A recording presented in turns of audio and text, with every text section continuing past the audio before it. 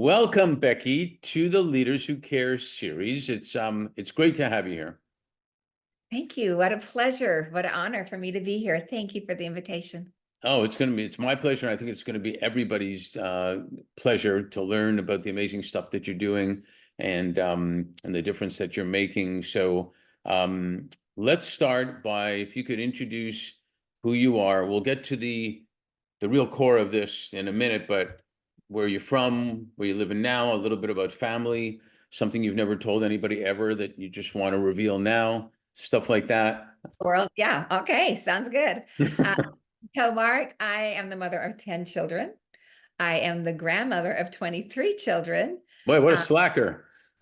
seriously, happily married. In fact, next month is our 50th wedding anniversary. Wow, way to Yeah, go. Wild, yeah. And I'm just kind of driven to make a difference in the world by trying to help the least advantaged. Grew up in Salt Lake City, studied in North Carolina at Queens College, and played in the symphony there. I'm a violinist, and then got this bug to do something meaningful, and so here I am. No, that's amazing. Can you name all your kids by order of age? Yes, I can. Good. On a given Backward, day, absolutely. either way, chronologically the other Yeah, way. yeah, yeah. And the ones that stand out the most are the ones that are misbehaving that day, right? No, right. Do you, I know parents did this. I find I did it too. Do you sometimes have to go through all of them till you get Yeah, to yeah, yeah, the yeah, yeah, name, till you get yeah. to the one you want, right? Final list at my house. Right.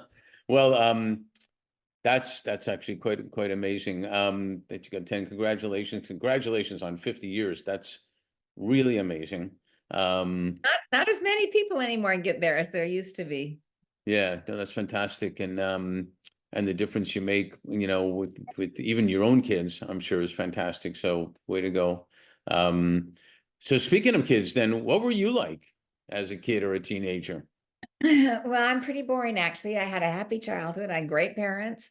I was determined to be a violinist, and so I spent hours and hours practicing every day. And my goal was to be in a symphony and then finally to be a soloist. And and I had tons of support. My dad was the French horn player in the Utah Symphony. Wow. And so, it's I just grew up with music being a big thing. But I have to say that having children was the biggest thing that I think defined my growth as a person. It gave me a different perspective. Um, and there are some defining events in my life that as I look back, I'd have to say probably the biggest one was the death of my oldest daughter. That's what prompted me to go to India in the first place, where I witnessed things that changed my life. Yeah, it's a sad story, in a way, but I guess things happen for a reason, and they say, and so on. Did you want to be a violinist? Was it because of all the music around that you just decided to have an instrument, and then how did you pick violin? Well, at my house, everyone knew that they would play an instrument because of my father's, commitment to music. And I just thought the violin was the most like the human voice. And I have a terrible singing voice. And so I thought, okay, I'll do the violin. And that's what I did. Yeah, so it worked. Nothing too exciting, but that's how I got violin. Well, it's pretty exciting. I didn't get as far as violin, but with my singing voice, they tried to get me to play the trumpet, so you can understand why. Um, when and if I'm in the car with my boys or whatnot, it's funny how I remember all the time the minute I started singing, the radio went on or louder, and I finally realized it was every time I started singing. Um, so, um, so you went to Queens College in Charlotte. How did you end up you're in Utah, who, by the way, just got an NHL team. I'm a big hockey fan. Wow. So it's just cool. And then how did you end up picking to go to school in Carolina? Oh, I didn't really pick it. It kind of picked me. I went to a music camp in Sun Valley that was run by the conductor of the Charlotte Symphony. And it was a 7-week music camp. And at the end of the camp, he offered me a position in the symphony. And he Oh, said, I'll get you a scholarship to one of the colleges. I was already going to another college or signed up to go. This was after my senior year in high school. And so I got home from the camp, put all my clothes in the laundry. He called, he said, I've got you a full ride scholarship to Queens College. They started last week. You need to be here tomorrow. So put my clothes back in my suitcase and took off for Queens College. And the funny thing is, at that point, Queens was all girl. I didn't know that. I got to the campus and did not know I was at all girl college. And the girls that picked me up at the airport and took me to the campus were showing me around. I kept saying slow, like, where's the boys' dorms? And they're like, we don't have any. That's so funny. No, like, where are the boys' dorms? We really don't have any. So I will tell you, when I called home that night and told my daddy that I was at an all-girls school, he was quiet for a second. And then he said, well, Becky, that's just a testimony to me that the Lord still answers prayers. All right, Dad. There you go. There you go. So, but Wow. I went And out there you, and I was just because I was able to study with this fabulous violinist I had met at who was the concert master there. And so it worked out to be really great. and you have how many boys, how many girls? I have 6 boys and 4 girls. Aha, so you went a little on the heavier on the boys' side just to make up for it. Oh, they're a little easier. Okay, well, that's another story. Oh, the girls are too emotional, but the boys are a little easier. Yeah. Yeah, well, I think I told you I got 3 boys, so that's what I know. But and the daughter-in-law came on later, but I didn't have to raise her. So no, that's amazing. You know, our firm, we founded it on the premise that leaders and their organizations, whether it's for nonprofit, social profit, as I call them, or whatever, they always do better when they're doing good at the same time. You clearly were an early leader in understanding this. You know, you oversaw, what I'm looking at your background, I remember you oversaw American and Indian companies, working with them in aiding and achieving Rising Stars initiatives. Can you describe somewhat what some of those initiatives were or are? Was it from the start you wanted to work with individuals and families affected with leprosy in India, or was it something else and then you ended up with that? And last but not least, how did that happen? How did you pick that? My husband asks me that all the time. How did this happen? But, yeah, why don't I start with that actually, because that explains what our initiatives are. Yeah, so my oldest daughter, Amber, was severely bipolar, and she struggled in and out of mental institutions for about 8 years. And then she gave up and she took her own life. She was in college at the time. When we went through her things, we found that she'd been sending part of the money we gave her for college every month to support an orphan in India. I think maybe because she suffered so much, she just had a tender spot, right, for people who suffered. So anyway, at her funeral, we just told people, instead of sending flowers, why don't you just send money to this little orphanage? And people were very generous. And enough money was sent in that this orphanage asked me to be on the board of directors. And I thought, okay, well, if I'm going to be on this board, maybe I need to go to India and see what I'm doing. So I went to India. When I got to India, I was shocked at what I found there. Every day, as we would go from our hotel to the orphanage and then back again on the streets of Chennai, oh my gosh, at every single stoplight, these beggars would just surround our car. But Mark, these were not ordinary beggars. These were beggars that were missing, or they had rotting hands and feet, or missing them entirely. They had open gaping wounds. Many of them had pus running down their arms. Some of them didn't have eyes. I just had never seen anything like it. I'll never forget, at one stoplight, a man thrust his hand in the window to beg with maggots crawling through his hand. And it was hard to look at him. It hurt to look at him. I Right. remember saying to our driver, who are these people? And he said, oh, those are the lepers. And I said, what are you talking about? There's no leprosy in the world anymore. He said, ha, we have millions in India. That was kind of surprising. When I got home, couldn't sleep. Those images just haunted me at night. And I just kept thinking, dang, millions of people live this way. Why doesn't somebody do something? Then one morning after a long night, I thought, well, duh, you're somebody, do something. So I called 3 of my friends who were also housewives. I dragged in my husband's secretary. We sat around my kitchen table and we formed Rising Star Outreach to serve people in India that were affected by leprosy.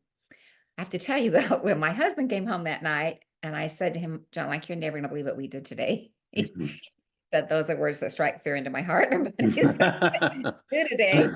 And I told him, I said, my friends came over and we formed a charity and we're going to work with people in India that have leprosy. And he was just incredulous. He said, seriously, Becky? What do you know about leprosy, about medicine, about India, about running a business? What do you know about any of these things? What do you think you're going to do? And I said, well, obviously, I don't know a lot about any of those things, but we are going to do something. And I know we're going to need a license, right? That if people donate, they don't have to pay taxes. You're an attorney, you need to get us that license. Yeah, Becky, that's called a 501c3 license. And normally when people ask the government for one, they have to tell them what they're going to do. I said, great, just tell them we're going to do something somewhere. That's how we started. 4 housewives and a secretary. So we really Well, didn't know. before you go on, Yeah, and I don't think this is dramatizing it, your daughter made a difference. yeah. Yeah, her life has meaning, right? Yeah, And as we go on, I think you'll see how much meaning it actually ended up having, which was just a very healing thing for me. right. But at any rate, when we started, we didn't know what to do. We just started taking rice and beans to the leprosy colonies because they were clearly starving and they were thrilled to get them. But it didn't take us long to figure out that if we fed them today, we had to come back and feed them tomorrow, right? So we weren't really accomplishing much. And we had actually raised enough money to hire a doctor, but when we got to India, the doctors we tried to contact said, look, these people are untouchables. We can't touch them. If we touch them, then we'll become defiled and then we'll lose our whole practice. No one can come to us anymore.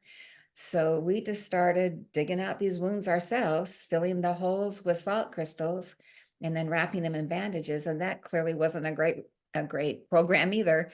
But then we met a woman, and this is where the initiatives come in. Her name was Padma Venkatraman, and she happened to be the daughter of the former president of India, President Ramaswamy Venkatraman. She had also been the permanent women's representative to the UN for 20 years, so she had all the experience that we did not have. And she was able to become like our guide and our mentor, right? She partnered with us. She became the chairman of our board. And I was excited when we first met her because I had heard that she was doing microfinance in the leprosy colonies.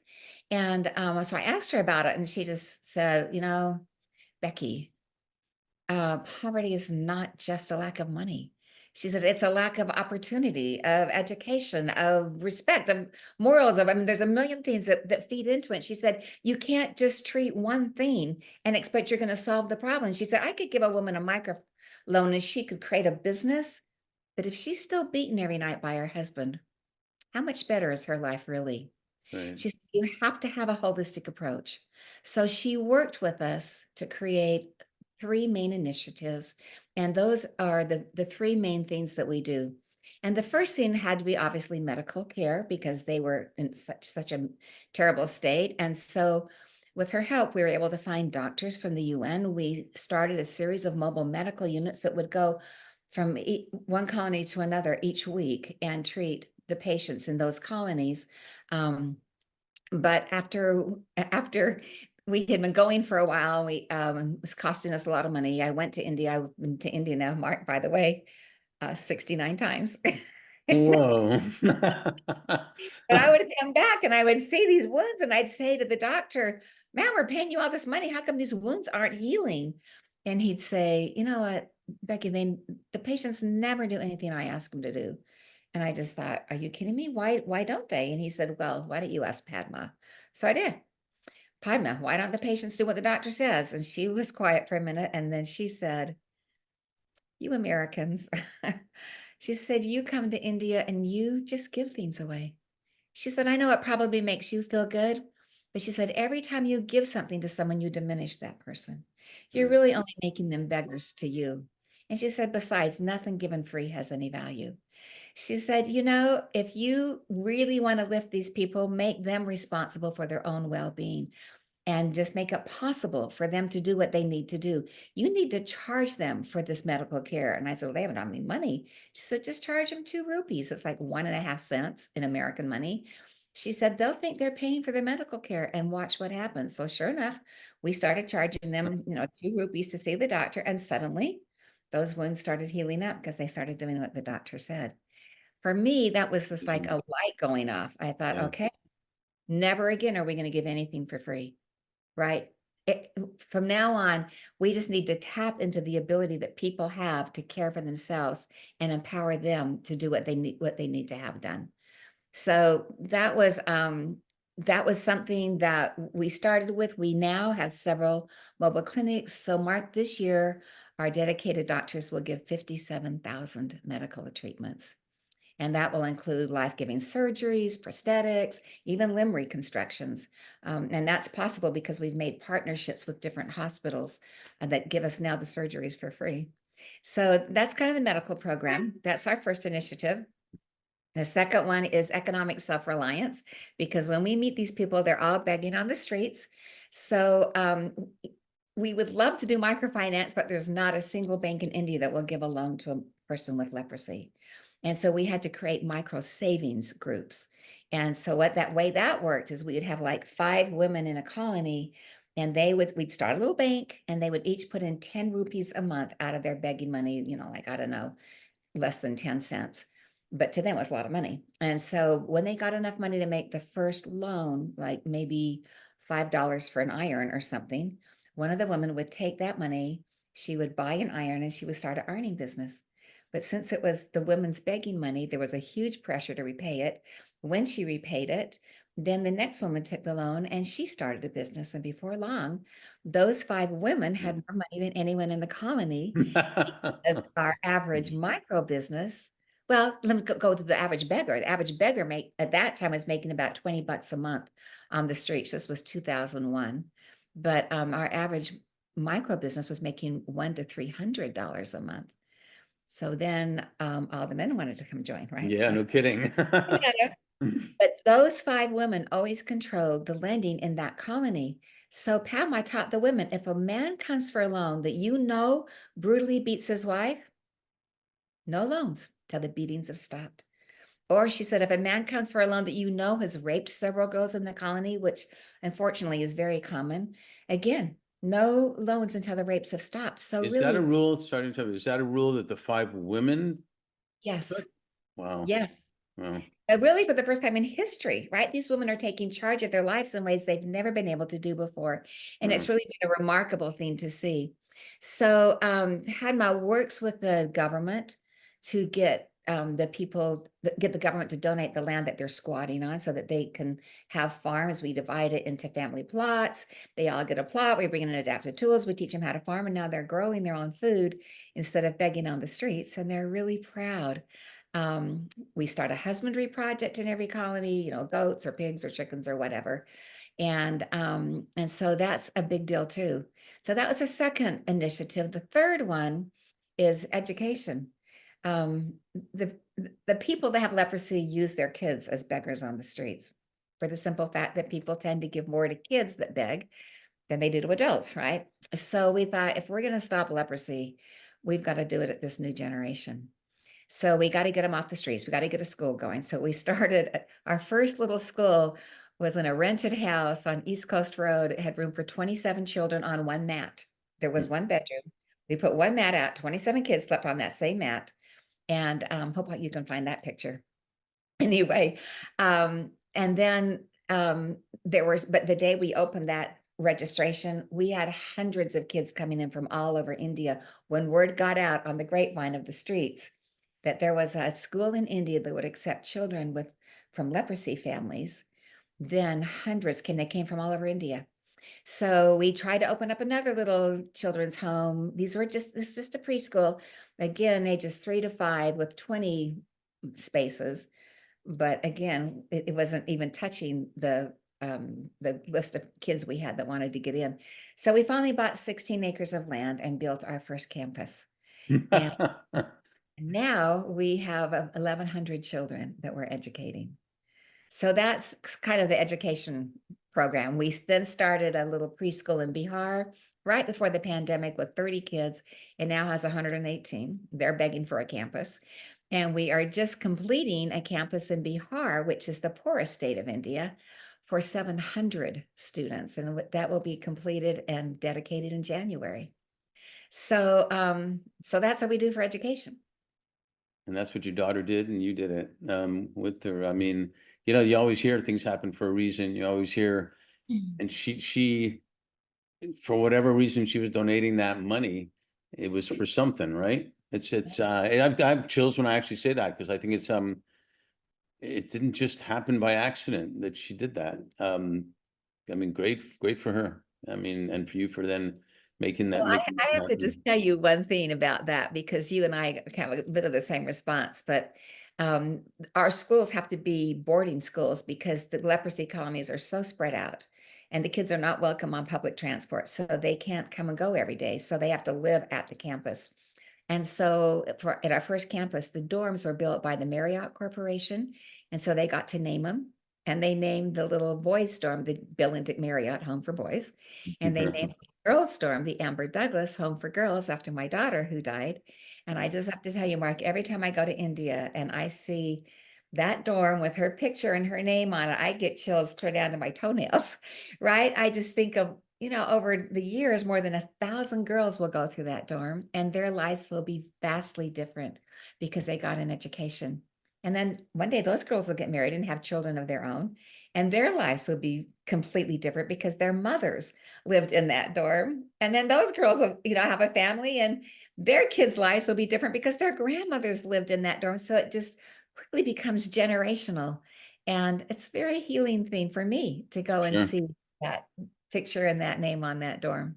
No, it's spectacular. There's programs that are called You Are Enough, and then where um, people don't feel enough if they don't become Oprah Winfrey or they don't become this and that, whatever. But you are enough just by what your daughter did. Just look what she got. Look what happened because she did that. Yeah. It could have been any country. It could have been for the thing down the street, but she did it there for that. I mean, it blows me away. And the other thing that blows me away, and I see this all the time, is or this expression, who knows how many Einsteins are in those kids, right? Who knows who's going to have the cure to this? Or who knows just who's going to do something small that just is great too, um, just because of that. And Kind of fun. I'll just throw this statistic out. More than 95% of our graduates go to college. And because we partnered with Harvard, and Harvard sent us 4 world teachers to teach our Indian teachers how to teach critical thinking and problem solving instead of rote memory like the rest of India was doing at the time. And so our kids have done extremely well. And so we now have graduates in medical school and engineering colleges and law school. I mean, they are doing fantastic. And yeah, I mean, anything is possible, right? There are geniuses in the midst of all those kids. yeah, absolutely. And even if they're not genius, they're beautiful and brilliant in their own way. Yeah. And they make a difference out there. And because most people wouldn't. Yeah, but unfortunately, most people wouldn't go to do that something in a leprosy camp for those reasons. I do remember seeing when you showed, and we'll try to get some of these photos in this presentation, when you showed the young women grown up, the kids, I saw, and it's like, wow, it's spectacular, and they were getting great jobs and doing great things themselves. Yeah. One of our favorite stories to tell is the story of little Jennifer. I was going to Jennifer, ask you that, so go for it. I'll go for it. When she was just a little toddler, her mother, who has some emotional issues, was overwhelmed at the idea of raising a child in a leprosy colony. And one day she just took Jennifer and threw her on this big pile of trash. They have these huge trash heaps in India, sometimes as high as 7 stories. And so she threw her on this pile and she says, "You can never come home." So this little tiny child, and of course, the trash heaps are where the dogs of India feed. And so all these dogs came snarling around, and poor little Jennifer was screaming and terrified. And it just so happened that her grandfather was coming home from begging in the city, and he heard this child screaming and the dog snarling. And even though he doesn't have any feet, he managed to climb to the top of this trash heap, and there he found his granddaughter. And he took her to his house and he ended up raising her. When she turned 5, he brought her to Rising Star Outreach to our little school and gave her to us. And anyway, she's just now graduated from medical school with a degree as a nurse anesthetist. And so now she's able to help heal other people. And I love that, right? This little child thrown away on a pile of stinking, rotting trash that's now helping to heal others, which is just it's a fun thing, and Mark, I have to tell you, every child has a story. You think you've heard something you could just can hardly believe, and then you talk to the next child, and it's remarkable what where they've come from, what they've done. I mean, we had 2 little kids come in, a little boy and his sister. They were about 4 and 5 years old. The little boy had scorch marks on his hand. The father had doused their mother with cooking oil and lit her on fire. And the little boy, of course, tried to put her out and was that had scorch marks on his hands. You can imagine how traumatized they were that they came in and we we hooked him up with some volunteers and with some loving house mothers, and they have just flourished. They're doing fantastic. But again, you just the stories, in America, we don't hear these stories. They're we don't realize that little children go through these kinds of traumas. But that's what we deal with every day. Yeah, and it should always teach us that we judge people way too quickly by how they look or this or that or whatever. And the heart and soul and the future and whatever potential is in that kid is incredible. And so way to go for that. And I think the kids probably those kids there appreciated more than we could ever even understand themselves, where they are and what they're doing. And it blows me away. As you can tell, it blows It's, me away. it was funny what you said because Padma has a saying. She is always saying to us, when we can see people by their potential instead of by their challenges, she said, then I think we begin to see them as God sees them. Now she's Hindu, right? But I just thought that was such a beautiful thing. And she said, to God, they're all his children. And he knows what their potential is. They really just need opportunity and support and care, and they can become amazing. I mean, we have our dance troupe, for example, was trained by Sean Perry from Broadway, the guy that played Tarzan on Broadway, Well, by Stacy Tukey, the judge from So You Think You Can Dance. And they're fantastic. And they've just now won an international dance competition. We have one girl that's won, she's the top dancer in the world in Bharatanatyam dance now. I mean, like, they have as much talent as you and I have. They just need a chance to develop they it. probably have more talent than me, certainly dancing. For sure. Me too, when it comes to dance. But But no, it, they all have a story, and it's just so fun to see what's possible and how little it takes to take a child that has no future and give them a life, and how rewarding that is, not just for us, but for the world, right? And it's good for India. I mean, they become productive citizens. They become people that have things to offer back to their country. So it's good.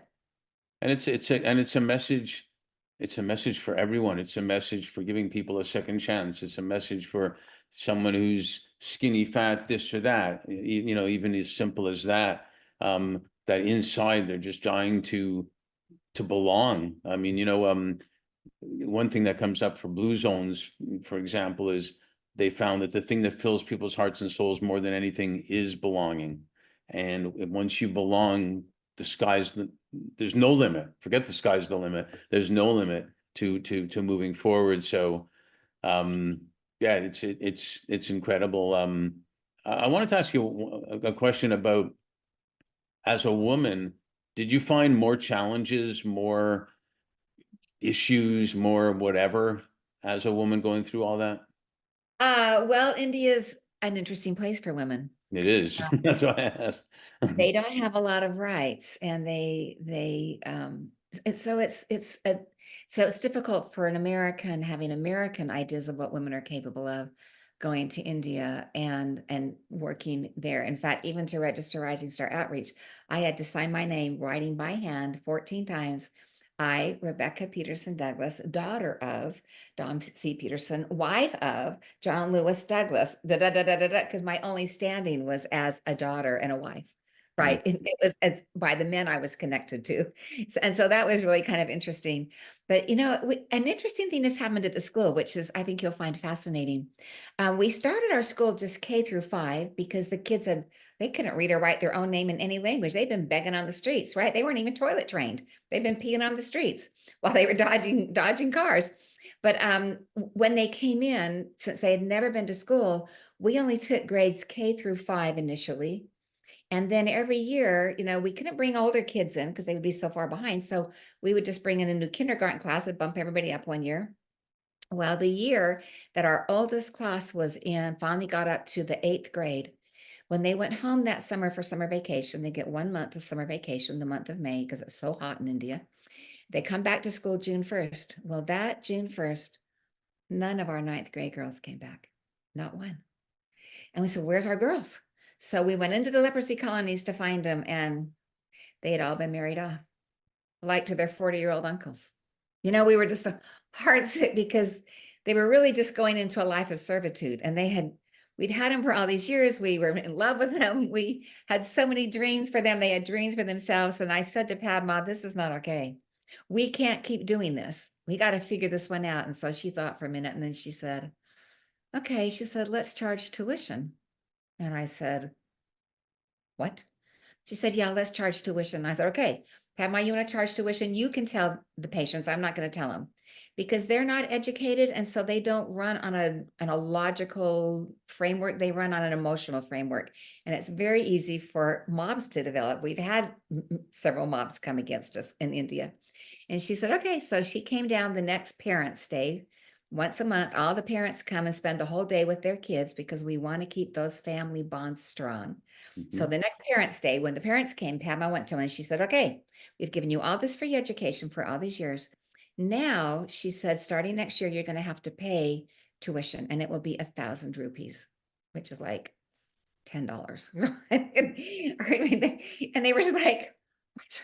We can't pay that. Look at it. We have no hands. We have no feet. We have no eyes. How can you make us pay tuition? She said, no, no, no. You all have a business, which is true. When we opened the school, Padma insisted that every parent that brought a kid to our school had to take out a microfinance loan. And start a little business, because she said, Becky, if they're still begging on the street and the kids graduate from high school, the kids won't respect their parents and you will have just destroyed a family. Wow. So every parent had a little business. And she said, you can just we'll open up a bank account for every child. You can just bring a few hundred, like 100 rupees if you want, a month, and put in their bank account. And she said, if and when they graduate, you'll get it all back. Well, that meant that they could conceivably have up to 13,000 rupees if their children went through school and then graduated, which is more money than any of them have seen at any one time in their entire lives. So the next year, all of our 9th grade girls came back, and they've been ever since. So that was like working with that female woman, kind of thing to try to figure out exactly how we could work within the beliefs of Indian culture. We want to honor their culture. We don't want to destroy it or turn them into Americans. And so that's kind of the challenge, is to find ways that we can equalize between the boys and the girls, opportunity and respect and all those things. We had another little girl married that was forced by her father to get married when she was 14. She married a 40-year-old man. He was an alcoholic. He was very abusive.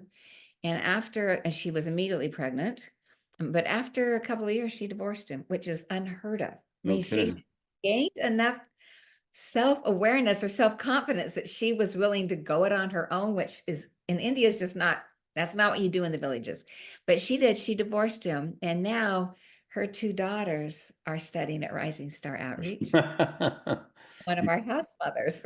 And so she's living her dream through her 2 little girls, and she's still connected with Rising Star. So yeah, it's finding a way to work through these sometimes crazy social Yeah, and sometimes they're not even real. They're just made up in some of these villages. I've seen in other countries too, where like Tostan was an organization that was against mutilation, child woman cutting, and long story short, they had to even though women wouldn't go against it because there was so much tradition. So they talked about hygiene all the time, and through that, the women started asking about it. And fast forward, they spoke to the the imams and whatnot, no one could find where it was written that they had to do this. It was just made Yeah, up probably by some guy, some creepy uncle or something. And yeah, yeah. and it changed. And like you said, generations are now going to contribute so much stuff, like her having the daughters, et cetera, et cetera. Yeah. And it's yeah, you know, it's not free, it's not the same as freedom, but we all have to stand up for what we know is right at some point for other And people it's too. progress, right? That's the important thing is it's progress. Right. And it's teaching. I mean, one thing we think about is like, so we've got, half boys and half girls, and all those boys are being raised to respect women and to respect them the same as they respect themselves. In fact, if we have a birthday cake, the girls get served first. If we have I mean, the girls always go first, which is just, that just drives the boys nuts. But they're learning, and hopefully, because that's who our girls are going to have to marry one day, right? Someone that will respect them the way that we've taught them to be respected. We So should maybe do some of that in the United States as well, a little bit more yeah, of that. That's all countries have something to learn, right? We're all on a learning curve. One thing they love to point out to me in India is that very few people are divorced in India. And I don't know if that's a good thing or a bad thing because there's a lot of abuse going on. But that is something, right? Those families are staying intact. So we all have something to learn. yeah, there's no doubt. Even here, even equal rights amendment has taken forever to pass here. Still, for women and stuff. But one thing we say in LA is that we gotta leave them wanting more so we can do a sequel. So we'll definitely have to do a sequel here. But I do have one other question for this part, and I Okay. think it's going to be an easy question. A client told me in 2021, one client told me, he said, the year 2020 was the year that flew by slowly. And I said, what a great line. And, it feels like yesterday and years ago, the pandemic all at the same time. Yeah. But with everything that's gone on, we're already well into 2024. What are you most grateful for and what are you most hopeful for? Well, that's a good question. I I would say that I'm grateful for the continued support of committed donors, a dedicated staff, an extraordinary team in India. We have 168 full-time employees that run our schools and Wow. run our programs. And at a time when technology and social media seem to be driving us apart into warring factions, a dedication to doing something good, I think, overcomes those obstacles and brings people together. During COVID, we couldn't hold school for 2 years. It was 2 years in India. It was 1 year in the States, but two in India, and because of the Delta variant that was so deadly there. Oh, yeah. But so we had to put tablets and hotspots into more than 100 leprosy colonies, almost 200.